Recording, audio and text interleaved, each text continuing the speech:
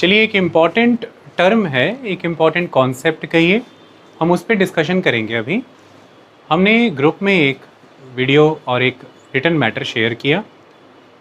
हमारे स्टूडेंट ने उस पर एक क्वेश्चन किया कि सर डार्क मैटर के बारे में कुछ बताएं। हम डार्क मैटर के बारे में बहुत ही ईजी मैनर में आपको समझाएंगे, सरल भाषा में, लेकिन समझाएंगे सारा। होगा सरल, होगा कॉम्प्रिहेंसिव एंड वेरी टेक्निकल, सारी चीज़ें आप समझ जाएंगे। डार्क मैटर,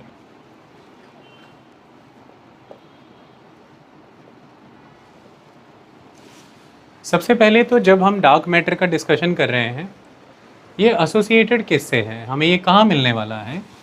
तो आंसर है यूनिवर्स। आंसर है यूनिवर्स। दूसरा क्वेश्चन है, ब्रह्मांड में मिलेगा आपको डार्क मैटर, और कहाँ मिलेगा? किसी दुकान उकान में जाके ले रहे हो तो नहीं मिलेगा, ब्रह्मांड में मिलेगा।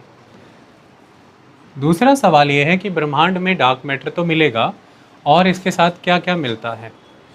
तो डार्क मैटर तो मिलेगा, इसके अलावा ब्रह्मांड में मिलता है सारा विजिबल मैटर।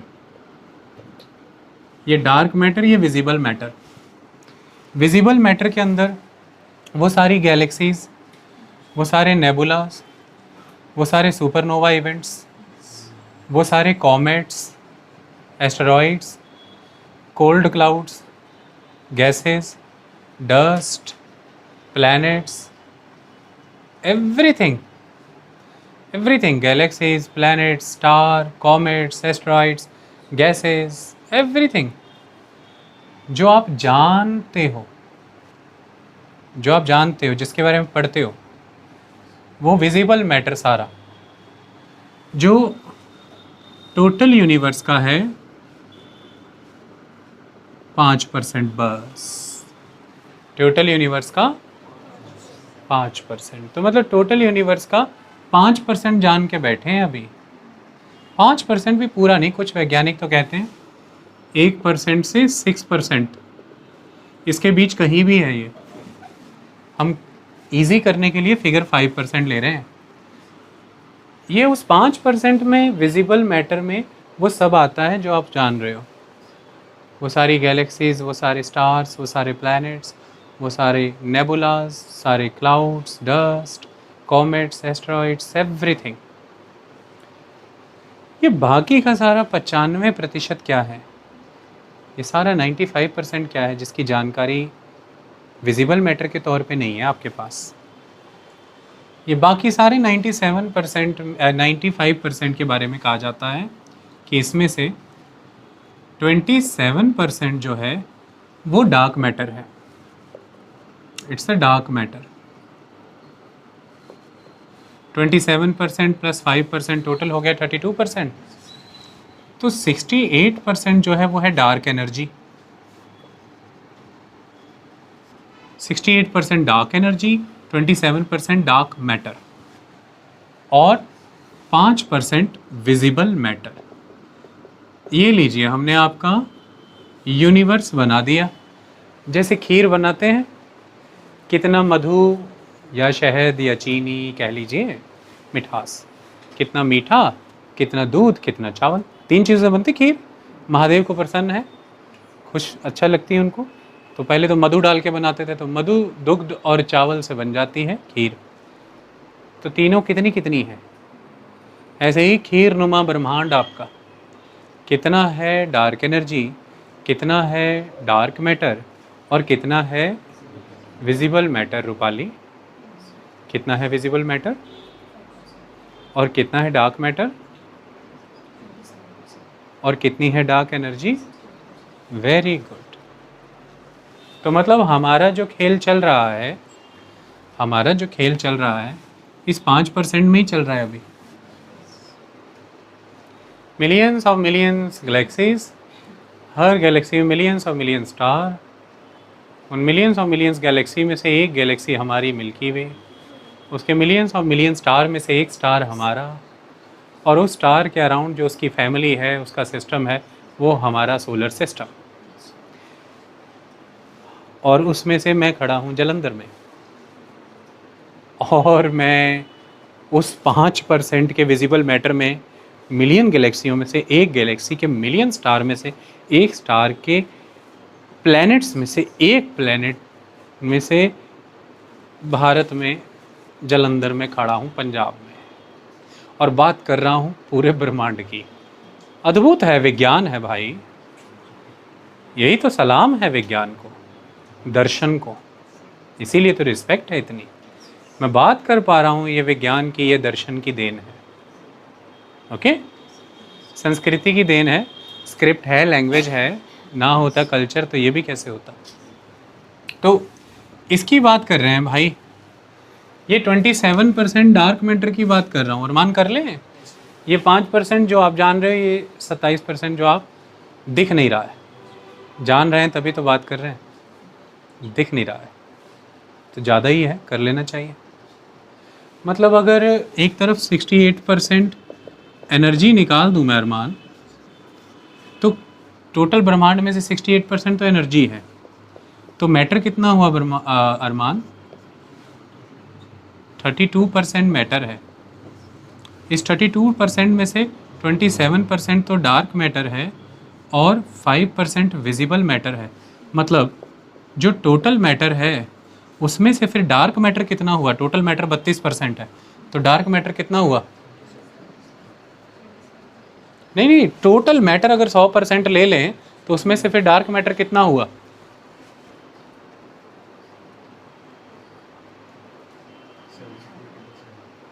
पचासी % के आसपास है कि नहीं? मतलब ब्रह्मांड में जितना मैटर है, ये फिगर भी कहीं लिखी होनी थी, फिर आपने कंफ्यूज हो जाना था, सर ने तो 27% कहा था, यहाँ 85% है।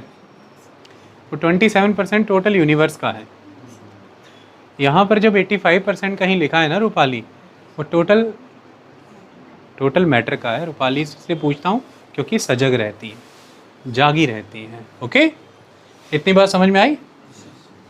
कुल मैटर में से 85% मैटर की बात कर लें ईशा, उसी की बात हो रही है, बनती तो है बात करनी, है ना? तो कहाँ लोकेटेड है? यूनिवर्स में, पता चल गया। यूनिवर्स में इसके और भाई बंधु कौन है? डार्क एनर्जी के साथ रहता है, विजिबल मैटर के साथ रहता है, ये पता लग गया।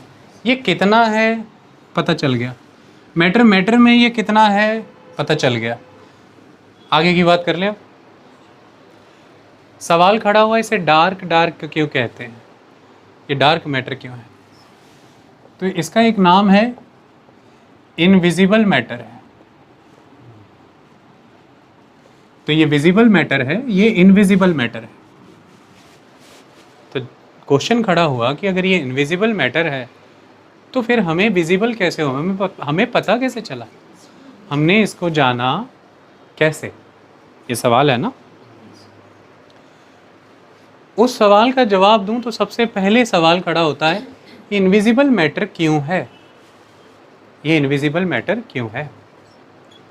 देखो, ये जो हमारा यूनिवर्स है ना, इस यूनिवर्स की जब हम जब फिज़िक्स की पढ़ाई करते हैं, एस्ट्रोनॉमी की पढ़ाई करते हैं, तो हम ऐसा मानते हैं इस यूनिवर्स की 4 फंडामेंटल फोर्सेस हैं। जैसे भारत के नागरिकों के तौर पर आपके कुछ फंडामेंटल राइट हैं, मौलिक अधिकार, वैसे ही इस ब्रह्मांड की रूपाली कुछ मौलिक शक्तियाँ, बल, कुछ मौलिक बल हैं, फोर्सेस। जैसे पहली वो फंडामेंटल फोर्स जो होगी, वो that fundamental force is gravity. दूसरी फंडामेंटल फोर्स इज इलेक्ट्रोमैग्नेटिक या इलेक्ट्रोमैग्नेटिज्म। तीसरी fundamental force strong nuclear force, और फिर वीक न्यूक्लियर फोर्स। ये 4 फंडामेंटल फोर्सेस एग्जिस्ट कर रही हैं। These are the 4 fundamental forces of the universe. यही है, बाकी कोई है तो बता दो, आ जाओ, ढूंढ लो, कर लेते हैं बात अभी। ये रेडियो वेव्स, ये जो रेडियो वेव्स, ये जो गामा रेज, ये जो विजिबल लाइट, ये सारी किस फोर्स से जुड़ी हैं? इलेक्ट्रोमैग्नेटिक। ये किससे जुड़ी है? इलेक्ट्रोमैग्नेटिक, है ना। तो इलेक्ट्रोमैग्नेटिक की जब हमने चर्चा की यहाँ पर, इस अभी के लिए इस फोर्स को निकाल रहा हूँ यहाँ से, आपको समझाने के लिए इस्तेमाल में ले रहा हूँ, ओके। तो एक वर्ड है इलेक्ट्रोमैग्नेटिक रेडिएशन। इलेक्ट्रोमैग्नेटिक रेडिएशन, सबसे पहले सिंपल सी टर्म है रेडिएशन टर्म से, तो ये है कि एनर्जी किसी एक पॉइंट से निकल के कहीं बाहर की ओर गई, यहाँ से निकल के बाहर गई, है ना, रेडिएट हुई, डन। तो टर्म आ गई एनर्जी। टर्म क्या आ गई? एनर्जी। जब मैं इलेक्ट्रोमैग्नेटिक रेडिएशन की बात करता हूँ तो ये एनर्जी वर्ड टर्म किसके साथ जुड़ेगा आगे? Wave energy. कौन सी एनर्जी? Wave energy. फिर आप मुझसे पूछेंगे सर वेव एनर्जी कौन सी वाली वेव एनर्जी, है ना, मेरी एनर्जी, उसकी एनर्जी, हरप्रीत एनर्जी, मोहित एनर्जी, ये क्या वेव एनर्जी? वेव की अपनी एनर्जी है भाई, तो वेव एनर्जी है। तो वो कौन सी एनर्जी है? देखो, दो वेव या दो एनर्जीज ऑसिलेट करती हैं, ओके, और किस डायरेक्शन में जाती हैं? वो जो डायरेक्शन ऑफ ट्रैवल है, एक दूसरे के परपेंडिकुलर ऑसिलेट करेंगी और उस डायरेक्शन में जाएंगी जो डायरेक्शन ऑफ ट्रैवल है। एक मैग्नेटिक होगी, एक मैग्नेटिक वेव एनर्जी होगी, एक इलेक्ट्रिक वेव एनर्जी होगी। आई बात समझ में? क्लियर? आप सिंपल भाषा में समझो तो ऐसा बना लो, ठीक है। डायरेक्शन ऑफ ट्रैवल में जा रही हैं, हो रहा है ऑसिलेशन, ऑसिलेशन ही हो रहा है ना, दोलन हो रहा है एक दूसरे से ये इस तरफ तो ये इस तरफ, ये इस तरफ तो ये इस तरफ, ये इस तरफ तो इस तरफ, ओके। तो ये जो वेव हैं, इन वेव की एनर्जी इलेक्ट्रोमैग्नेटिक वेव एनर्जी, इस पॉइंट से इस पॉइंट तक जा रही हैं, रेडिएशन हो रही है, इलेक्ट्रोमैग्नेटिक रेडिएशन। तो कौन कौन सी चीज़ें इसमें फॉल कर रही हैं? इलेक्ट्रोमैग्नेटिक कैरेक्टरिस्टिक्स कौन कौन दिखाता है इस ब्रह्मांड में? सिंपल समझने के लिए, रेडियो वेव्स भी दिखाती हैं, गामा रेज भी दिखाती हैं, आपकी विजिबल लाइट भी दिखाती है। तो हम क्या करते हैं कि ये सारी जो ब्रह्मांड में हैं, जिनमें ये इलेक्ट्रोमैग्नेटिक कैरेक्टरिस्टिक्स हैं, इन सबको इनकी वेवलेंथ और फ्रीक्वेंसी के हिसाब से पकड़ के बंडल बना बना के रख देते हैं। स्पेक्ट्रम कहलाता है वो, उसको हम इलेक्ट्रोमैग्नेटिक स्पेक्ट्रम कहते हैं। फैली हुई हैं तो इकट्ठी भी तो करनी है ना भाई, किसी हिसाब से ना, गुलाबों का बंडल एक, जैस्मीन्स का एक, सबका अलग अलग बना दिया, तो इस तरह से स्पेक्ट्रम बन जाता है इलेक्ट्रोमैग्नेटिक स्पेक्ट्रम। सबकी वेवलेंथ, ये या तो क्रस्ट से क्रस्ट की दूरी नाप लो या ट्रफ से ट्रफ की दूरी नाप लो, ये जो दूरी है ये वेवलेंथ है। एक पर्टिकुलर टाइम में, एक यूनिट ऑफ टाइम में एक पॉइंट से कितनी वेव्स गुजर रही हैं, वो फ्रीक्वेंसी है। तो वेव फ्रीक्वेंसी के हिसाब से, वेवलेंथ के हिसाब से हम इनको बंडल अप करते हैं, स्पेक्ट्रम बन जाते हैं, इलेक्ट्रोमैग्नेटिक स्पेक्ट्रम्स होते हैं। सिंपल कहानी सरल बना दूं, अब सारी कहानी ख़त्म करके आ जाता हूँ। विजिबल लाइट वर्ड यूज़ कर लेता हूँ, कर लूँ? विजिबल लाइट जो आपको दिख रही है, करें यूज़। अब आप MCQ भी सॉल्व करना था, इसलिए मैंने इलेक्ट्रोमैग्नेटिक रेडिएशन वर्ड यूज़ किया, कि तब आप फंस ना जाएं कि सर ने तो विजिबल लाइट बोला था, यहाँ पे तो स्टेटमेंट इलेक्ट्रोमैग्नेटिक रेडिएशन का आ गया। क्योंकि विजिबल लाइट जब हमने स्टडी की थी, तब हमने ये पाया था कि वो इलेक्ट्रोमैग्नेटिक वेव एनर्जी सिस्टम की तरह बिहेव करती है। जब हमने विजिबल लाइट को पढ़ा तो हमने देखा उससे एसोसिएटेड हैं ये दो वेव एनर्जीज। तो हमने ये कहा कि this particular radiation is a kind of electromagnetic radiation. समझ में आ गया? तो अब विजिबल लाइट को फिर उठा के रख दिया इलेक्ट्रोमैग्नेटिक रेडिएशन के अंदर, विजिबल लाइट के ही वाया इलेक्ट्रोमैग्नेटिक रेडिएशन को समझा, और फिर समझा कि ये विजिबल लाइट तक सीमित नहीं है, ये तो कई और रेज और वेव्स तक भी जाता है, जैसे रेडियो वेव्स, जैसे गामा रेज, तो वहाँ भी जाता है फेनोमेना। फिर और सारी बहनें इकट्ठी हुई और हमने उनको भी जान लिया।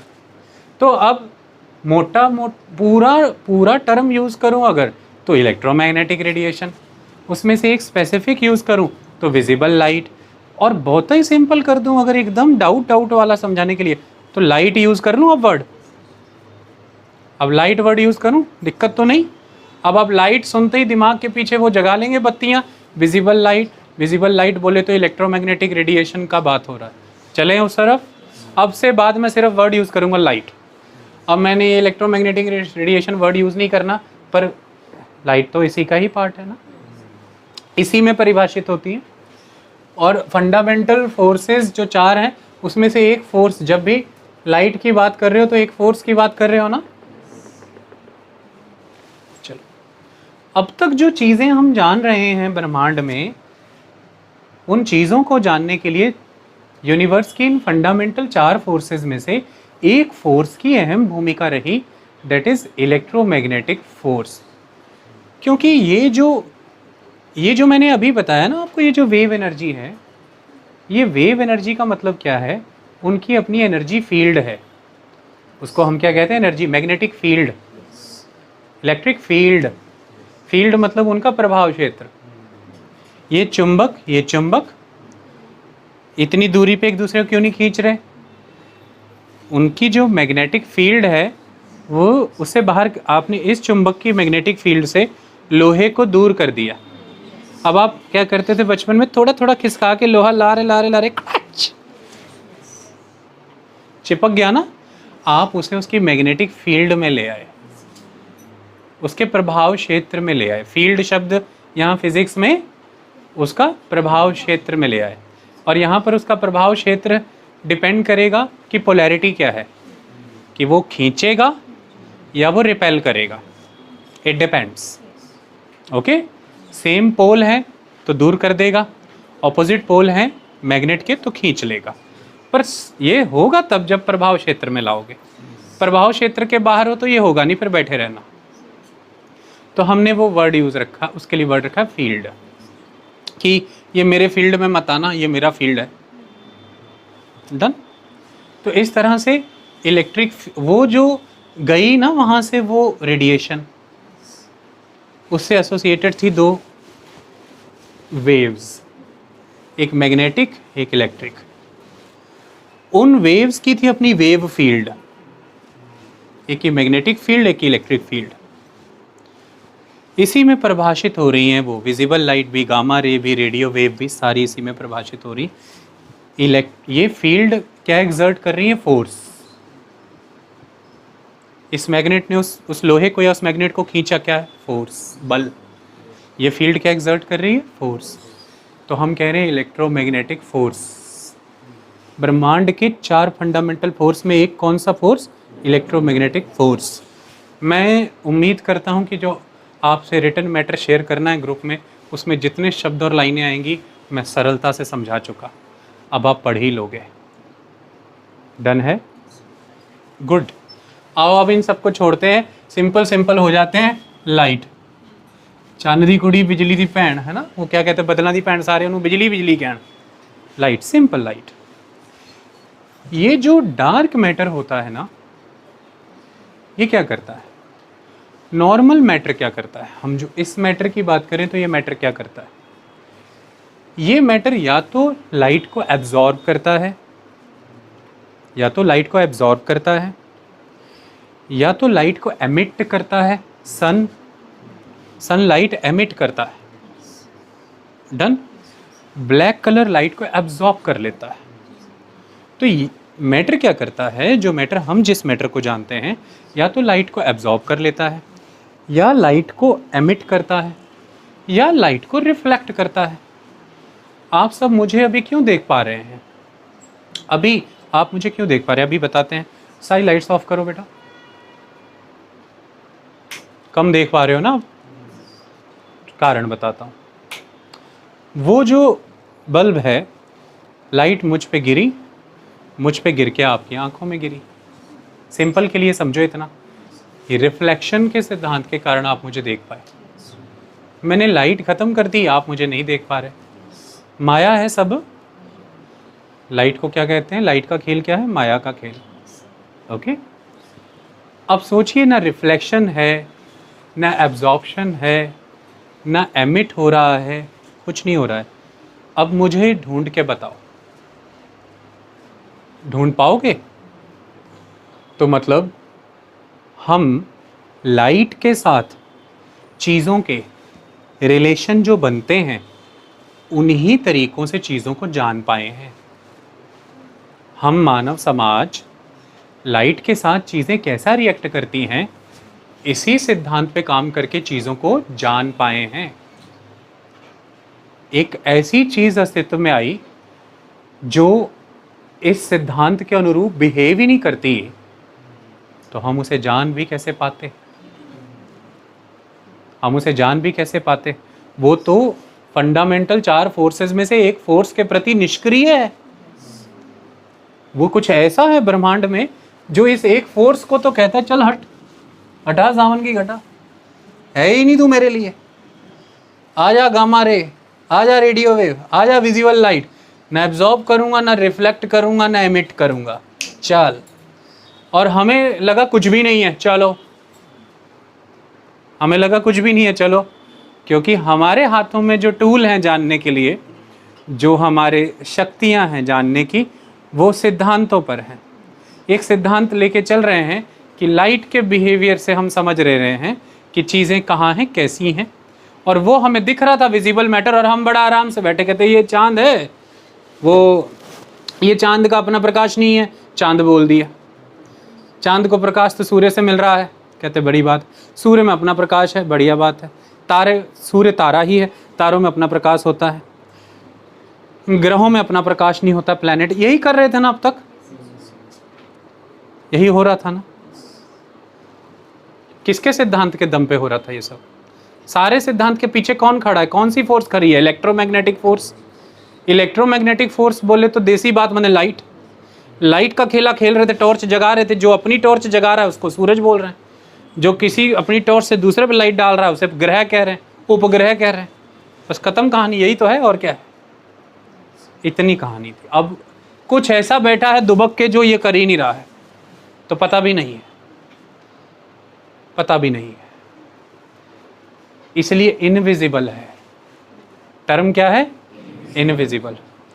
क्योंकि इलेक्ट्रोमैग्नेटिक रेडिएशन को रिस्पॉन्स देता ही नहीं, उसके साथ रिश्ते बनाता ही नहीं, खेलता ही नहीं।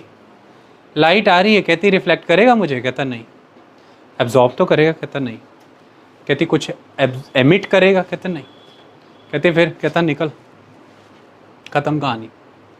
तो या तो इंटरेक्ट ही नहीं करता इलेक्ट्रोमैग्नेटिक रेडिएशंस या लाइट के साथ, या बहुत वीक इंटरेक्शन है जिसका कोई असर नहीं आ रहा। Okay, very weak interaction. तो इसीलिए हमारे लिए ये विजिबल मैटर नहीं है, ये इनविजिबल मैटर है। तो मतलब विजिबल की बजाय हमने इसके लिए वर्ड यूज किया फिर इनविजिबल। बट फिर हमने वर्ड यूज किया मैटर, पता कैसे चला? पता चले तभी मैटर कहेंगे, या तो हाँ आपको पता ही नहीं चली कोई चीज, पर हमने इनविजिबल के साथ बोला ये मैटर है ना। तो अब इनविजिबल वर्ड यूज नहीं फिर हम करते, क्योंकि लाइट के वाया नहीं दिखा, पर किसी माध्यम से तो दिखा। दिखा तभी पदार्थ है, मैटर है, हम जान पाए, इसलिए ज्यादा सटीक नाम है डार्क मैटर है। ज्यादा सटीक नाम क्या है? डार्क मैटर है। ठीक है, डार्क मैटर है। ब्लैक मैटर नहीं है, वाइट मैटर नहीं है, पिंक येलो मैटर नहीं है, डार्क है।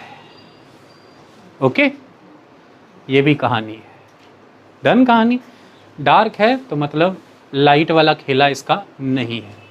चलो आ जाते हैं। फिर आप मुझसे पूछेंगे कि सर फिर हम जाने कैसे? आप मुझे पढ़ा रहे हैं तो मतलब जाना है, कैसे जाना है? जानने के लिए 3 फोर्सेस भी तो जिंदा हैं। 4 फंडामेंटल फोर्सेस थी, एक गई, बाकी 3 खिलाड़ी तो बचे हैं। पहला खिलाड़ी अस्तित्व में आता है, ग्रेविटी।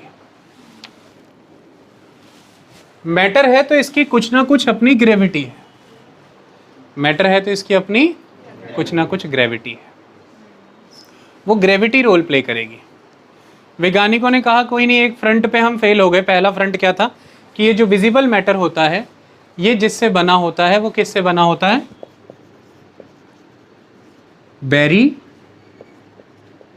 Baryonic particles. तो ये बैरियोनिक मैटर है। हम जितना मैटर देख रहे हैं ये क्या है? बैरियोनिक मैटर है। बैरियोनिक मैटर का मतलब इस मैटर के अंदर वो पार्टिकल्स हैं, कौन से? Neutron, proton. उनको हम कौन से पार्टिकल कहते हैं? Baryonic particle. Neutron proton, neutron proton, electron मिलेगा, एटम बनेगा, एटमों से मॉलिक्यूल बनेंगे, और आप सब एटम से ही बने हैं, मॉलिक्यूल से ही बने हैं, है ना? Molecules, compounds. तो इस तरह से planet, star, dust, comet, asteroid, everything which is visible, you, me, हम सब बैरियोनिक है। इसलिए हम सब किसके साथ रिएक्ट कर रहे हैं? वो जो पार्टिकल है, पार्टिकल किस में है? इलेक्ट्रोमैग्नेटिक रेडिएशंस, हम उसकी फील्ड से प्रभावित हो रहे हैं। जैसे विजिबल लाइट में वो जो फोटोन है हम उससे प्रभावित हो रहे हैं, या तो हम उसे पकड़ ले रहे हैं या हम उसे रिफ्लेक्ट कर दे रहे हैं। लेकिन ऐसा लगा जैसा कुछ है ब्रह्मांड में जो बैरियोनिक पार्टिकलों से नहीं बना होगा। आई बात समझ में? वो किसी और चीज से बना होगा। वो किससे बना होगा? अलग अलग नाम डाले गए। जैसे एक नाम डाला गया है कि वो बहुत ही वीकली इंटरेक्टिव मैसिव पार्टिकल से बना है, दैट इज WIMPs, वेम्प्स। किससे बना? वेम्प्स, वीकली इंटरेक्टिव मैसिव पार्टिकल्स। क्योंकि डार्क मैटर बहुत ही मैसिव स्केल पे है, क्योंकि 27% और मैटर का 85%, तो है तो बहुत मैसिव, लेकिन फिर इंटरेक्ट करता है बड़ा वीकली। तो वीकली इंटरेक्टिव मैसिव पार्टिकल से बना है, वेम्प्स से बना है डार्क मैटर। बैरियोनिक पार्टिकल से नहीं बना है। बनता तो लाइट के साथ वैसा इंटरेक्शन करता जैसा हम अब तक जान रहे हैं, इसलिए यहाँ पे अपन विफल हो गए। लेकिन मैसिव है, मास है, मास है, ग्रेविटी है। आओ फिर दूसरे बल का प्रयोग करते हैं, ग्रेविटी से जानते हैं इसको। ग्रेविटी के साथ इसका खेला है, तो अब हम ग्रेविटी वाली इंटरेक्शन से इसको जान पाए। किस इंटरेक्शन से जान पाए? ग्रेविटी वाली इंटरेक्शन से हम इसको जान पाए। मैं वैज्ञानिकों के नाम यहाँ पर स्पेसिफिकली डिस्कस नहीं करने जा रहा, एग्जैक्टली समय डिस्कस नहीं करने जा रहा, क्योंकि हमारा टॉपिक उस मैनर में नहीं है। मैं उन नामों में उलझाने के बजाय फिनोमेना ज़्यादा समझाऊंगा, कॉन्सेप्ट ज़्यादा समझाऊंगा, चीज़ ज़्यादा समझाऊंगा। आ जाओ चीज़ें समझते हैं। 1920s का दौर है।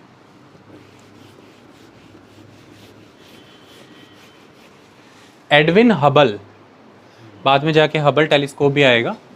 एडविन हबल कुछ ऑब्जर्व कर रहे हैं। वो ये ऑब्जर्व कर रहे हैं कि उनको ऐसा लग रहा है कि गैलेक्सीज दूर जा रही हैं एक दूसरे से। जब गैलेक्सीज एक दूसरे से दूर जा रही हैं, इसका मतलब यूनिवर्स एक्सपैंड कर रहा है। 1998 में इसके ऊपर दूरबीन से एक्सपेरिमेंट होके प्रूव होगा। 1998 में दूरबीन से देखा। क्या देखा? मैं वो लैब, वो वैज्ञानिक, वो जगह का नाम ना रखते हुए सीधी बात समझा रहा हूँ। जब आप पढ़ेंगे तो वो नाम, जगह, वैज्ञानिक और वो लैब का नेम आ जाएगा। उसमें कंफ्यूज होने के बजाय ज़्यादा बात पे ध्यान देना। बात क्या थी? उन्होंने कुछ सुपरनोवाज पकड़े, 6-7 सुपरनोवाज बहुत बड़े बड़े स्टार्स जब ब्लास्ट कर जाते हैं, बस्ट, सुपरनोवा इवेंट। उन्होंने तो सुपरनोवा तो लाइट निकल रही है, उन्होंने देखा कि ये जो सुपरनोवा से जो लाइट आ रही है, समय के साथ ये धीरे धीरे ब्लर हो रही है। समय के साथ धीरे धीरे ब्लर हो रही है। और या तो आप किसी लाइट से दूर जाइए या वो लाइट आपसे दूर जाए। ब्लर तो वो तब होती है, पहले तो शार्प होती है, बहुत तीखी डायरेक्शन होती है, शार्प होती है, तीखी डायरेक्शन होती है, धीरे धीरे धीरे धीरे मध्यम पड़ती है, फैलती है। इसका मतलब वो सुपरनोवास दूर जा रहे थे, इसका मतलब कुछ एक्सपैंड कर रहा है। ये कैसे हो सकता है? जब ब्रह्मांड के बारे में पढ़ना शुरू किया था तो ऐसा माना था कि ब्रह्मांड में ये जो विजिबल मैटर है तो बहुत ही मैसिव बॉडीज़ हैं, इतने सारे प्लैनेट्स, स्टार्स, एस्ट्रॉइड्स, कॉमेट्स, ये सारी गैलेक्सीज, इनका बहुत मास है। अभी तो चलो बिग बैंग हुआ होगा तो ठीक है, लेकिन with the passage of time अपने मास के कारण इनकी जो इतनी स्ट्रॉन्ग ग्रेविटी होगी, उस ग्रेविटी की जो फील्ड होगी, जो फोर्स होगा, उसके कारण ये सारे एक साथ इकट्ठे हो जाएंगे, और इकट्ठे होने के कारण ये सारे तो एक क्लस्टर में आ जाएंगे, जुड़ जाएंगे, और कुछ क्रंच जैसा हो जाएगा, बिग क्रंच टाइप, सब इकट्ठे हो जाएंगे। होना तो ये चाहिए था, मतलब होना, अट्रैक्शन की फोर्स ज़्यादा डोमिनेंट लगनी चाहिए थी, इन्हें तो जुड़ना था। और 1998 में हम ये देख रहे हैं कि वो लाइट डिम पड़ रही है, ब्लर हो रही है, दूर जा रहे हैं।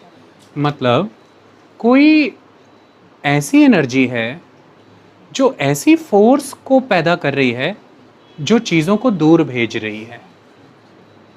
रिपल्शन, द रिपल्सिव फोर्स, ये कौन सी एनर्जी है जो हम नहीं जान पा रहे?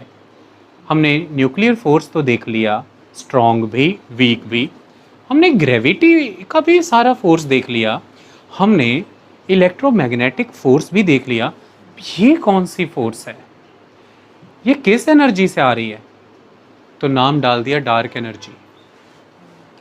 68% वो डार्क एनर्जी है। कुछ वैज्ञानिक इसे फिफ्थ फंडामेंटल फोर्स भी कहते हैं यूनिवर्स की, बट क्योंकि हम अभी उसके बारे में सारी चीज़ें नहीं जान पाए, उसकी वर्किंग प्रॉपरली क्लियर नहीं है, उसे कैसे बिहेवियर उसका कैसे होता है लैब लेवल पे हमें पता नहीं, क्योंकि ग्रेविटी, इलेक्ट्रोमैग्नेटिक और न्यूक्लियर फोर्सेस के दम पे तो हमने सारे काम कर लिए हैं ना, चीज़ें बना ली, उन्हें तो हम रोज़ इस्तेमाल में ला रहे हैं, आप देख ही रहे हैं। हमने कैसे उतरना है चांद पे, मंगल पे, तो ग्रेविटी के सिद्धांत तो पता ही है। एस्केप वेलोसिटी कितनी होनी चाहिए हमें पता है, ग्रेविटी पता है तभी पता है। हमें न्यूक्लियर फोर्सेस भी सारी पता है, तो उनके हिसाब से तो वो, क्योंकि उनके ऊपर लिखा जा चुका है, उनका बिहेवियर क्लियर है। इसका अभी क्लियर नहीं है, पर यह है इस आधार पर कि ये चीज़ें तो दूर जा रही हैं। इसका मतलब there is some other force, क्योंकि उसके बारे में भी हम अभी अधिकार में ही हैं, तो वो है dark force given by the dark energy, तो वो है 68% डार्क एनर्जी। ये तो चलो एडविन हबल ने नोटिस किया कि चीज़ें, गैलेक्सीज दूर जा रही हैं, और सबसे बड़ी बात, ये गैलेक्सीज यहाँ हैं, ये दूर जा रही हैं, ठीक है, ये एक्सेलरेटेड स्पीड से दूर जा रही है, मतलब पहले इस रफ्तार से दूर गई, फिर इस ये तेज हो रही हैं, दूर तो जा रही हैं, तेजी से जा रही हैं। सोचा था कि थोड़ी दूर जाके धीमी पड़ेंगी, डिमिनिशिंग हो जाएगा रेट, रुकेंगी और फिर जुड़ जाएंगी, ये तो तेजी से जा रही है। Accelerated expansion of the universe हो रहा है, मतलब अभी निकट समय में तो कहीं कुछ इनका धीमा पड़ना, रुकना तो कुछ पता ही नहीं है। और ये कौन करा रहा है? ये कोई डार्क एनर्जी करा रही है भाई, ये कोई डार्क फोर्स है जो इन्हें करी चल निकल, चल भज। ये तो हो गया डन। अब दूसरी कहानी, डार्क एनर्जी का तो इतना का समझ आ गया, कहते इस पर ज़्यादा बात अभी ना ही कर, अभी तो विजिबल मैटर की ही प्रॉब्लम नहीं क्लियर हो रही, तो ऊपर से एक डार्क मैटर भी अभी पड़ा है। डार्क एनर्जी बाद में बात करें, उस पर कम काम हुआ है। कम काम मतलब प्रमाणित काम कम निकल के आया है। डार्क मैटर पे वैसे काफ़ी चीज़ें निकल के आ गई हैं, अब जो वो निकल करके आई हैं वो क्या निकल करके आई हैं उनको समझ लेते हैं। चलिए मैं आपसे कुछ चीज़ों पर चर्चा करता हूँ, फिर आप उन्हें समझेंगे तो आगे बढ़ पाएंगे। रुमाल है आपके पास? किसी के पास? किसी के पास तो होगा भाई, साफ़ सुथरा सा कोई रुमाल दो, मैं तो खुद ही नहीं लेके आया। ये मोहित दे रहा है, मोहित जल्दी दो जल्दी। ये देखिए रुमाल है, ठीक है अरमान, इसके दो कोने उधर से पकड़ो, जल्दी आ जाओ आ जाओ आ जाओ, जल्दी पकड़ो, अच्छे से खींच के पकड़ो बराबर। आओ भाई मोहित, आप भी दो कोने पकड़ो, अच्छे से पकड़ लेना। ये देखिए रुमाल पकड़ लिया इन्होंने, अच्छे से सीधा पकड़ो। इस रुमाल को आप ऐसा समझिए कि ये स्पेस एंड टाइम है। ये कोई रबर की शीट है स्पेस एंड टाइम की। डन। ये रुमाल पे मैं रखने जा रहा हूं सूर्य। रुमाल नीचे से झुक गया, झुका कि नहीं? ये सन मैटर है। सन क्या है? मैटर है। मैटर क्या करता है? यहां पर ये सन ने क्या किया, इस मैटर ने क्या किया? इसमें मास है ना, ध्यान से देखो, इसमें मास है ना। तो अब मैं आपसे एक बात पूछता हूं, आराम से बताना। सपोज करो यहां से मैं एक लेज़र चलाता और इस रुमाल से टच होके वो लाइट जाती, तो जब तक ये रुमाल सीधा, उठाओ ऊपर यार, ताकत लगाओ, जब तक ये रुमाल सीधा यहाँ से लेज़र चलाता, लेज़र सीधी जाके आप पे गिरती ना। अब वो लेज़र यहाँ से चलाई हुई है मैंने और बीच में गिरा दिया ये मोबाइल, लेज़र की लाइट बेंड करेगी कि नहीं? बेंड करेगी कि नहीं? आप करके देख लेना घर जाके, उसको बेंड करना ही है, होना ही है। ओके? आपकी गाड़ी के डोर पे वो जो शाइन रहती है, डेंट पड़ने के बाद मर जाती है, क्योंकि वो जो ट्यूबलाइट उस गाड़ी के डोर पे सीधी दिख रही होती थी, वो डेंट पड़ने के बाद बेंड सी हो जाती है। तो वैसे ही ये टाइम एंड स्पेस की ये जो चादर है, इस चादर के साथ जब मैटर यानी कि मास इंटरेक्ट करता है, तो उसकी वजह से ये टाइम एंड स्पेस वार्प करता है। इसको कहते हैं वार्पिंग। वार्प हो गया ना? और करूं? आप लोग क्लोज आते जाओ। वार्पिंग कितनी हो गई? अब सीधे करो, सीधे करो, सीधे करो। हाँ, अब सपोज करो मेरे पास एक गेंद होती गोल, मैं उसे इधर से फेंकता, उधर निकल जाती, इधर से फेंकता, उधर निकल जाती। गेंद फेंकने से पहले मैंने ये कर दिया, अब मैं गेंद फेंकूंगा, सीधे निकलने की बजाय इसके इर्द गिर्द घूमना शुरू कर देगी कि नहीं? तो एक कहावत है, क्या कहावत है? कि जो मैटर है वो स्पेस एंड टाइम को वार्पिंग देता है, कर्व देता है। स्पेस एंड टाइम को क्या करता है? वार्पिंग देता है, कर्व देता है। और जो स्पेस एंड टाइम है वो मैटर को मूवमेंट देता है। मूवमेंट माने प्लैनेट, जैसे सन, सीधे करो, सन गिरा दिया और अर्थ नाम की बॉल फेंक दी। तो ऐसा समझो जैसे आपके घर में एक बड़ा सा कढ़ाया है, कढ़ाई का जो नीचे का सेंटर का हिस्सा है, उसमें जो गोला सा दिख रहा है वो सन समझ लो, और उस कढ़ाई में कॉर्नर से एक बॉल घुमा दो, वो घूमनी शुरू हो गई, दैट इज अर्थ। तो कढ़ाई की वो जो शेप है, उस शेप के कारण ही वो बॉल घूम रही है ना। तो इस समय स्पेस एंड टाइम की ये जो शेप है, इस शेप के कारण ही वो बॉल, बोले तो प्लेनेट घूम रहा है ना। तो मैटर को मूवमेंट कौन दे रहा है? Space and time. और स्पेस एंड टाइम को कर्व कौन दे रहा है? कर्वेचर कौन दे रहा है? वार्पिंग कौन दे रहा है? मैटर। स्पेस टाइम मैटर ऐसे एक दूसरे से रिलेटेड हैं। ये आइंस्टाइन की क्या है? Theory of relativity. ये क्या है? आइंस्टाइन की theory of relativity. Matter space time ऐसे एक दूसरे के साथ बिहेव करते हैं। बैठो, अब ऐसे इंटरेक्शन होता है, ठीक है। तो एक्चुअली में मैं आपसे दोबारा एक बात पूछूं, ये दीजिए। तो आपसे मैं एक बात पूछूं रिलेटिविटी की थ्योरी के बारे, कि जब हमने इसको सीधा पकड़ा था, फिर आना पड़ेगा, जब हमने इसको सीधा पकड़ा था, पकड़िए, तो मैंने इधर से बॉल मारी, सीधी निकल गई अर्थ। मैंने इधर से बॉल मारी, सीधी निकल गई अर्थ। लेकिन मैंने जब बीच में मोबाइल रख दिया और तब मैंने अर्थ नाम की बॉल मारी, तो वो मोबाइल के अराउंड घूमने लगी। इसको आप कहेंगे कि सन की ग्रेविटी के कारण अर्थ सन के अराउंड घूम रही है। तो यहाँ पर सन की ग्रेविटी असल में क्या है? मैटर के द्वारा जो वार्प क्रिएट किया गया है स्पेस एंड टाइम में, वही तो है ग्रेविटी। एक सीधा स्पेस एंड टाइम था, एक मैटर टपकाया, उसमें टपक उसने उस स्पेस एंड टाइम में क्या क्रिएट कर दिया, वार्प। सार सराउंडिंग की सारी चीजें उसकी ओर आकर्षित हो गई, उसकी ओर आकर्षित हो गई।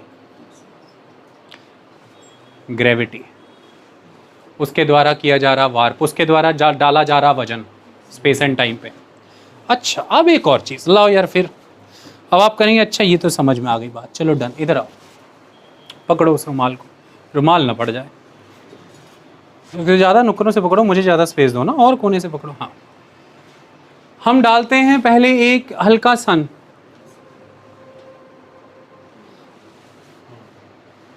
एक मैटर, तो अभी अभी इसकी वार्पिंग से सारी सराउंडिंग मैटर की मूवमेंट डिसाइड हो रही है, मतलब ग्रेविटी इसके फेवर में काम कर रही है।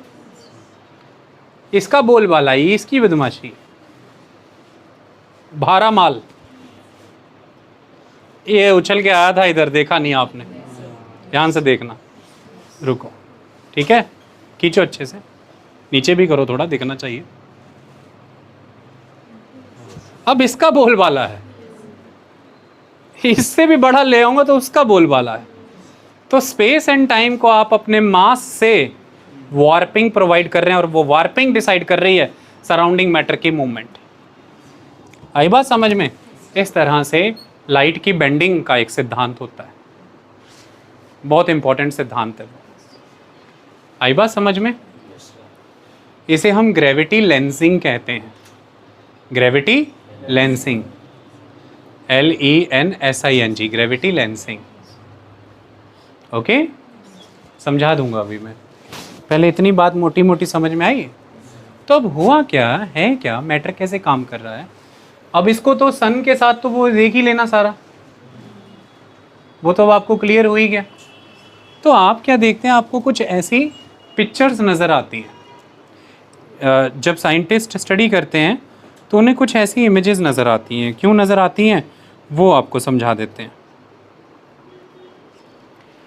आइडियली एक लाइट आई और उस लाइट को स्ट्रेट जाना चाहिए था, एक लाइट आई, उस लाइट को स्ट्रेट जाना चाहिए था ऐसे, लेकिन इस बोर्ड को पूरा स्पेस टाइम की वो रबड़ समझो, और सपोज करो मैंने यहाँ से लाइट डाली, यहाँ पे सेंटर में गेंद डाल दी और ये अंदर की तरफ झुक गया, तो वो लाइट ऐसे सीधी जाने की बजाय इधर को मुड़ेगी ना, मुड़ के हो सकता है ऐसे गोला बना ले, मुड़ जाएगी, देख लेना, घर पे जाना, डेंट गाड़ी में डला हुआ देखना, ट्यूब की लाइट ऐसे गोल सी हो जाती है वहाँ से।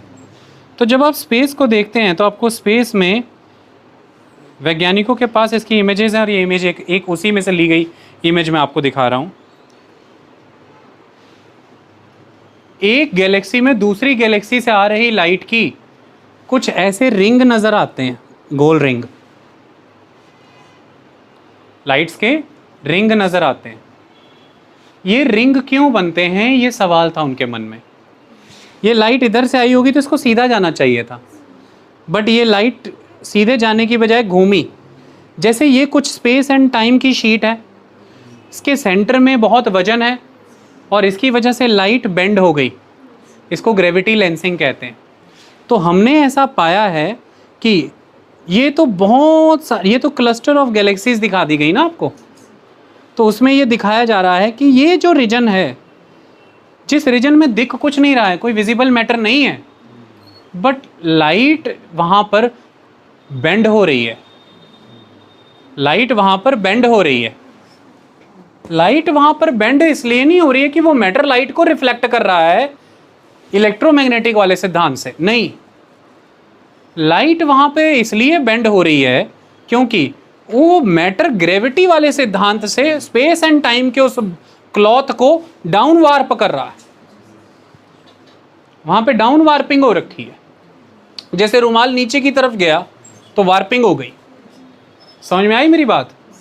तो ये यहाँ ये जो रिंग बनते हैं लाइट के, ये इस बात का प्रमाण है कि लाइट सीधे नहीं जा पाई। लाइट इसलिए सीधे नहीं जा पाई कि लाइट जहाँ से गुजर रही थी, वो जो स्पेस एंड टाइम का वो जो ब्लैंकेट था वो नीचे की तरफ झुका, इसलिए कि वहाँ कुछ मैसिव था, वो मैसिव जो विजिबल नहीं है पर है। ये इंटरेक्शन है ग्रेविटी वाला, क्लियर? तो एक तो हम इस तरह से समझ पाए, क्योंकि एक गैलेक्सी में दूसरी गैलेक्सी की लाइटें आ रही हैं और उनको हम स्टडी करते रहते हैं, तो हमें ये उस हिसाब से पता चला।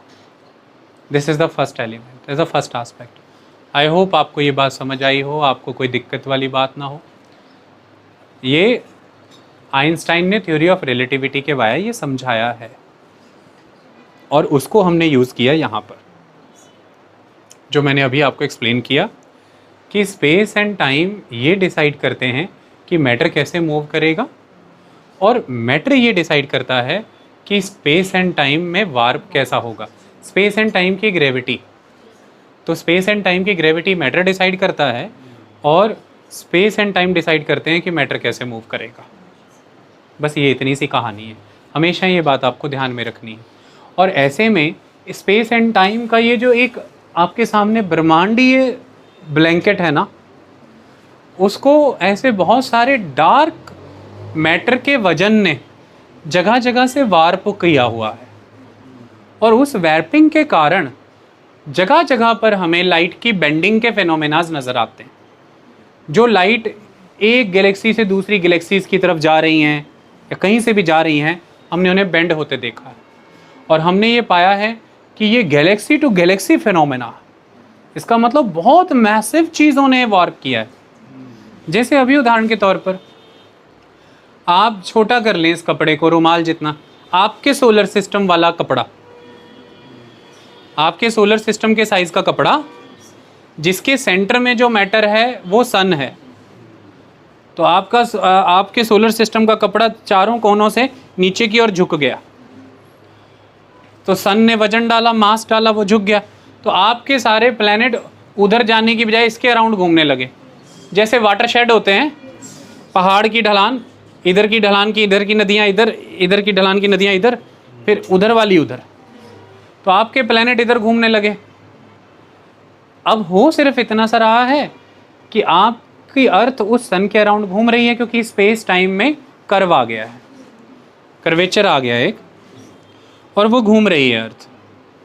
और दूसरी बड़ी इंपॉर्टेंट चीज़ ये है कि आपको लाइट भी मिल रही, क्योंकि वो सन है, क्योंकि सन लाइट एमिट करता है।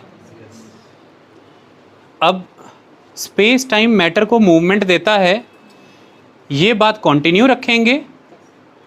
स्पेस टाइम मैटर को मूवमेंट देता है, ये बात कंटिन्यू रखेंगे, और ये मूवमेंट स्पेस टाइम मैटर को इसलिए देता है क्योंकि स्पेस टाइम को मैटर ही से कर्वेचर मिलता है। आओ क्या करेंगे अब हम? कुछ नहीं करेंगे, हम डार्क मैटर है ये प्रूव करने के लिए सन को उठा लेते हैं। मैंने सन उठा के हटा दिया, उसकी जगह रख दिया वहाँ डार्क मैटर। अर्थ का मूवमेंट रुकेगा नहीं, क्योंकि अगर वो जो रुमाल है उसमें से मैं मोबाइल उठा लेता तो रुमाल फिर सीधा हो जाता, तो लाइट फिर स्ट्रेट हो जाती, या कोई भी मैटर है वो फिर सीधा जाता। तो ऐसे में अगर हम हमारे सोलर सिस्टम वाले उस रुमाल में से सन निकाल दें तो आपके कहने मुताबिक मामला फिर स्ट्रेट हो गया, अर्थ तो सीधी कहीं निकल जाएगी, कहानी खत्म हो जाएगी, गई आप गए। लेकिन अर्थ अभी भी घूम रही थी, मैटर अभी भी मूव कर रहा था, और ये मूवमेंट डिसाइड करता है स्पेस एंड टाइम का कर्व। स्पेस एंड टाइम को कर्व मैटर देता है। ये किस मैटर ने उसे कर्व दिया हुआ है? सन नहीं है तो कर्व किसने दिया हुआ है? डार्क मैटर ने, पर वो लाइट नहीं दे रहा सन की तरह। This is the concept. तो हम ग्रेविटी के इंटरेक्शन के सिद्धांत से डार्क मैटर को जान पाए, हम समझ पाए।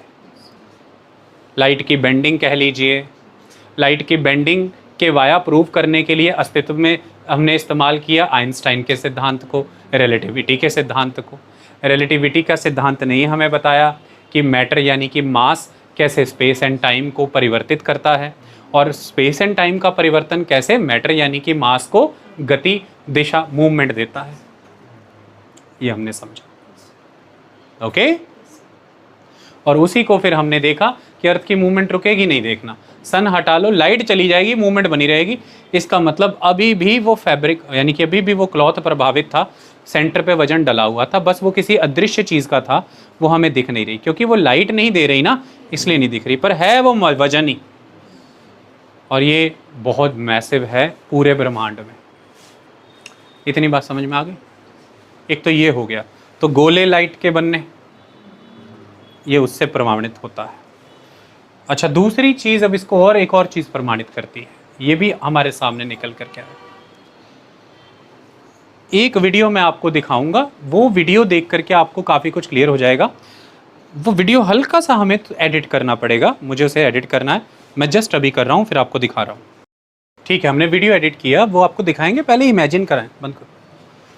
सपोज कीजिए कि आप एक सिंपली आप एक नेबुला की बात कर लें, या सिंपल गैलेक्सी देख रहे हैं आप। गैलेक्सी का सेंटर ग्लोइंग होता है ना, मतलब बहुत ज़्यादा वहाँ पर मास है, सब चीज़ें वहाँ कंसंट्रेटेड हैं, सारा कुछ उसके अराउंड रिवॉल्व कर रहा है। तो मतलब जहाँ पर ज़्यादा मैसिव है वहाँ पर ज़्यादा डाउन वार्पिंग है, तो मतलब वहाँ पर ज़्यादा कंसंट्रेटेड है मैटर, तो मतलब वहाँ पर मैटर हैवी है, मैसी है। तो ऐसे में अब मैं आपसे एक बात पूछता हूँ कि आपकी ये उंगली में बचपन से आप ये करते आए हैं, आपने एक इस साइज़ का भारी चुंबक छोटी से धागे के साथ, स्ट्रिंग का साइज़ कम है, पकड़ा है और उंगली पे घुमा रहे हैं। कितना फास्ट घूमेगा भारी? अगर फास्ट घुमाओगे ही नहीं तो गिर जाएगा, नहीं घुमाओगे तो गिर जाएगा। इसलिए मूवमेंट कितनी फास्ट होगी। ऐसे ही जो गैलेक्सीज होती हैं उनके सेंटर के अराउंड जो स्टार्स हैं, दे मूव फास्ट, ये मैसिव है ना, दे मूव फास्ट। लेकिन आप थोड़ी देर के लिए सोचिए, हम ही ये किया करते थे। तो मान लीजिए कि आपको आपके घर में बचपन में जो स्लेट हम इस्तेमाल किया करते थे उसमें मोती होते थे, मोती टूट गए, मिले, एक मोती में धागा डाला आपने छोटा सा और घुमाना शुरू किया, घूम रहा है। अब इसी मोती पे लंबा धागा पहना के घुमाना चाहो, घूमेगा? वो उधर हवा में ही उड़ रहा है। तो जैसे जैसे उंगली से फासला दूर गया वो हल्का हो गया है और उसकी मूवमेंट स्लो हो गई है। मोती, ऑप्शन ये है कि उसको भारा करो, उसको मैसिव करो, फिर वो तेज घूमेगा एक लाइन में। तो इसी तरह से अगर चुंबक का ये साइज है तो उंगली के क्लोज है तो मैसिव है, तो तेज घूम रहा है। इसी चुंबक को बड़ी रस्सी से बांध के दूर ले गए, घुमा रहे हो, हल्का है, केंद्र से बहुत दूर है, हल्का है, धीमा घूमेगा। भारा घुमाना है, मतलब तेज घुमाना है तो भारा करो उसको, मैसिव। तो ऐसे में उदाहरण के तौर पर आपने एक, मान लीजिए कि कोई भी आपके पास में कोई क्लॉथ है, आप घुमा रहे हैं उसको, वो ड्राई कंडीशन में है, वो घुमा रहे हैं आप, तो आप देखेंगे कि जो उसके मार्जिन्स हैं स्लो घूम रहे हैं। और जब हमें स्कूल में या कहीं पर भी वैसे ही हरकतें नहीं करनी चाहिए थी, गलत थी, जब किसी को चोट पहुंचानी होती थी, खड़ाच, रुमाल की नुक्कड़ क्या करते थे? गीली, रुमाल की नुक्कड़ गीली करके क्या करता था? फड़ाक, क्योंकि वो हो गया वजनदार, मैसिव। तो अब वही क्लॉथ गीला कर दें, अब उसे घुमाएं, कितनी फास्ट घूमेगा? मैसिव। तो इसी तरह से हमने ये देखा कि हमारी जो गैलेक्सीज हैं उनके सेंटर में तो मास है, बहुत ग्लोइंग है, क्योंकि ज़्यादा से ज़्यादा क्लाउड गैसेस वहीं पर कंसंट्रेटेड है, इसलिए इतना ग्लोइंग है।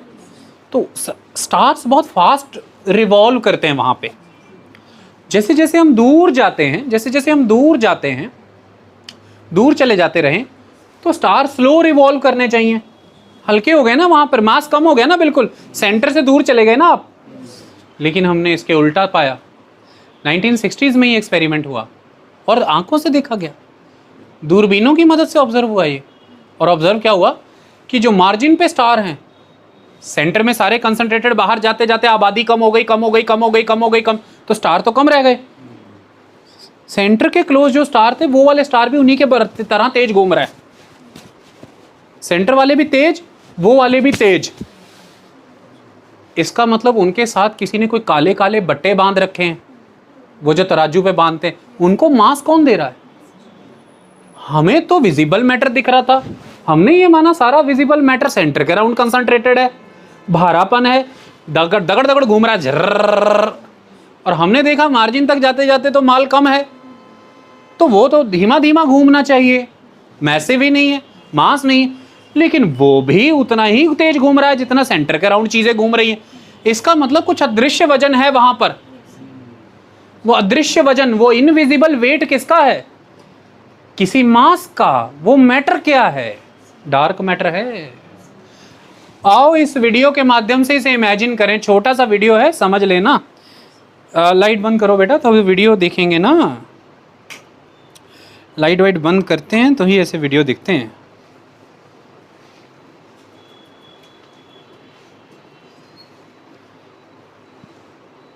चलिए, बहुत अच्छे से आपको दिखाएंगे, बिल्कुल भी टेंशन नहीं लेनी है आपको, पर आपको बस देख लेना है। चलिए, पहले आप देखेंगे सेंटर के अराउंड में जो मैटर है वो तेज घूम रहा है, सराउंड जो मार्जिन्स में वो स्लो। लेकिन एक्सपेरिमेंट से पता लगा मार्जिन वाला भी फिर तेज ही घूम रहा है। स्टार्ट। सेंटर के अराउंड मैटर तेज घूम रहा है, मार्जिन पे स्लो। लेकिन हमने ऐसा नहीं पाया। देखिए, मार्जिन वाला भी तेज घूम रहा है। Look at the margins now, it is also revolving very fast. मैं दोबारा दिखाता हूं। पहले की परिस्थिति ये है, सेंटर के अराउंड मैटर तेज घूम रहा है, मार्जिन स्लो। अभी देखिएगा, मार्जिन वाला भी तेज हो गया। देखिए, मार्जिन वाला भी मैटर तेज घूम रहा है। ओके, दोबारा आप इसको देखिए।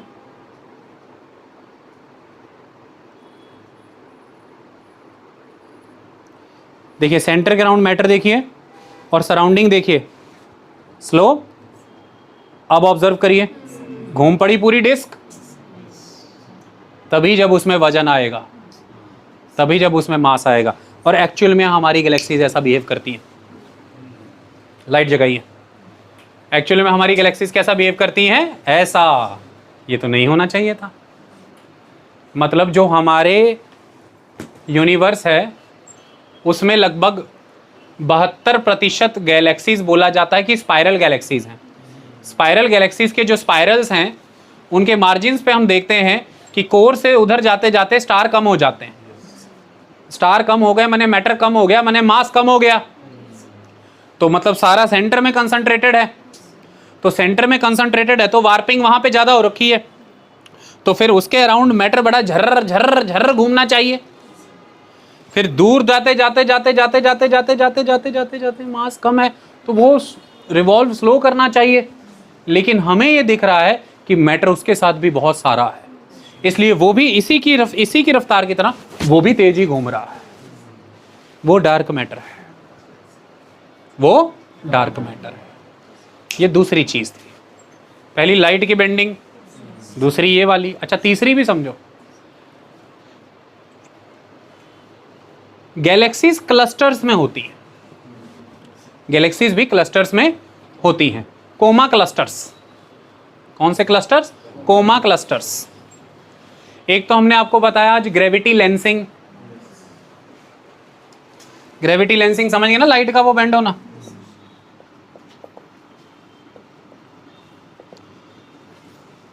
दूसरा हमने आपको वो समझा दिया कि ये जो गैलेक्टिक सर्कुलेशंस हैं, अभी हमने समझ लिया। तीसरा हमने समझा दिया आइंस्टाइन वाला खेला, थ्योरी ऑफ रिलेटिविटी के कारण ही ये लेंसिंग का कॉन्सेप्ट आया। अब जो मैं आपको समझा रहा हूं उसको समझो। जैसे कोमा गैलेक्सी सिस्टम, कई गैलेक्सीज वहां पर इकट्ठी। अब सवाल ये है कि गैलेक्सीज और उनके surrounding galaxies, they all are revolving very fast.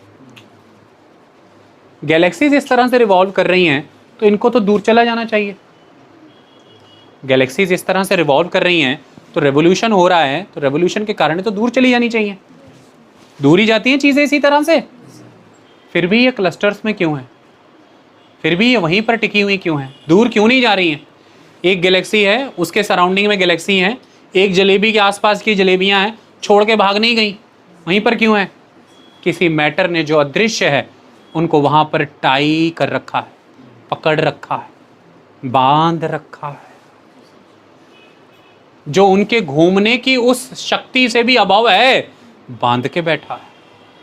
मतलब आप लोग बहुत, मेरे हाथ पकड़ करके आप सबने मुझे चारों से बहुत तेज तेज हम वो वाली चक्री घूम रहे हैं, घूमते हैं ना, क्या कहते हैं, किकलियां, बहुत तेज किकलियां डाल रहे हैं। अब ऐसे में तो जब ये किकलियां डल रही हैं हम छूट जाने चाहिए, हम छूटने ही वाले थे। एक अदृश्य डोर, एक अदृश्य रस्सी ने हमें बांध रखा है, आप छूटी नहीं। मैंने छोड़ दिया हाथ, आपने भी छोड़ दिया, फिर भी हम कह रहे हैं छोटे क्यों नहीं रहे, कुछ अदृश्य है। तो एक बीच वाली गैलेक्सी और उसके अगल बगल 5 गैलेक्सियां, ये घूम रही हैं, वो घूम रही हैं, घूम के उड़ जानी चाहिए थी, किसी इनविजिबल थ्रेड ने बांधा है, डार्क मैटर है, इन्हें जाने नहीं देता। ओके, तो ग्रेविटी, तो गैलेक्सीज को अपार्ट होने से रोक रहा है कोई मैटर जो है। ये भी रिलेशन ऑफ ग्रेविटी से प्रूव हुआ। पहली फोर्स जो हमने दूसरा वाला समझा, that is associated with the mass, वो भी ग्रेविटी से प्रूव हुआ। जो हमने पहला समझा लेंसिंग, वो भी ग्रेविटी से प्रूव हुआ। तो क्योंकि मैटर है, मैसिव है, उसमें ग्रेविटी है, ग्रेविटी के साथ रिलेशन रखता है। ये ग्रेविटी बेस्ड इंटरेक्शन से हम फाइंड आउट कर पाए कि एक डार्क मैटर जैसी चीज है। ओके, ये इससे पता लगा पाए। और हमने जहां जहां पर भी गैलेक्सी में दूसरी गैलेक्सी से आ रही लाइट्स को, जहां जहां भी हमने, अगर मैंने वो रखी हुई इमेज आपके लिए तो मैं, हाँ, हम जहां जहां पर भी हमने गैलेक्सी में दूसरी गैलेक्सी से आ रही लाइट्स को बेंड होते देखा, जितना भी बेंड होते देखा, वो सारी बेंडिंग को हमने आर्टिफिशियल कलर से जब कलर करके देखा, वो कलराइजेशन जब हमने की, तो उस कलराइजेशन से हमें उभर करके जो दिखा वो है डार्क मैटर। तो ये मैं आपको दिखा रहा हूँ, लुक एट दिस। ये पूरा आपको जो, ये जो पूरा नज़र आ रहा है इसमें, ये जितना भी ब्लू कलर का हाईलाइट करके दिखाया आपको, ये सारा डार्क मैटर ऐसे फैला हुआ है। Look at the dark matter. ये ड्रॉ करने के लिए हमने ड्रॉ कैसे किया, हमने दूसरी गैलेक्सी से आ रही लाइट्स की बेंडिंग पैटर्न्स को ऑब्जर्व किया, और उन सारे बेंडिंग पैटर्न्स को ऑब्जर्व करके हमने कलराइजेशन, हमने कलर कर दिया उसको। और जब हमने कलर किया तो हमने ये साइज पाया। Look at, it is so massive, this is a dark matter. वो है पर दिखता नहीं है। ओके, तो वो स्टार्स की मूवमेंट को प्रभावित कर रहा है, अभी तो बता के हटाऊं। पेरिफेरी पे उन्हें घूमना चाहिए स्लो, उन्हें कैसे घुमा रहा है, तेज। तो वो लाइट की पाथ को प्रभावित कर रहा है। वो गैलेक्सीज की एक दूसरे से पोजीशन को, दूरी को प्रभावित कर रहा है। वो ये सब कर रहा है। ये सब पूछा जाएगा एमसीक्यू में कि कैसे इस निष्कर्ष तक पहुंचते हैं कि मैटर है डार्क। उसमें ABCD ऑप्शन आएंगे, आंसर लिख देना ये वाला। ओके, टेंशन नहीं लेना। व्यक्तियों के नाम मैंने उपयोग में नहीं लाए, वो टेलीस्कोप भी थे, उनके नाम भी मैंने यूज़ नहीं किए। तिथियां और डेट्स मैंने नहीं बताई, मैं बता सकता था, पहला 1920s, फिर 1930s, फिर 1970s, मैंने उन चीज़ों में नहीं डालना चाहा। मेरा मुद्दा था, वो तो आप याद कर लोगे, मुद्दा था कि बात बता दूँ। बात पता लग गई, मैटर क्लियर है, अब टेंशन तो नहीं है अब। तो ये था आपका सवाल डार्क मैटर, और ये था मेरा जवाब डार्क मैटर पे।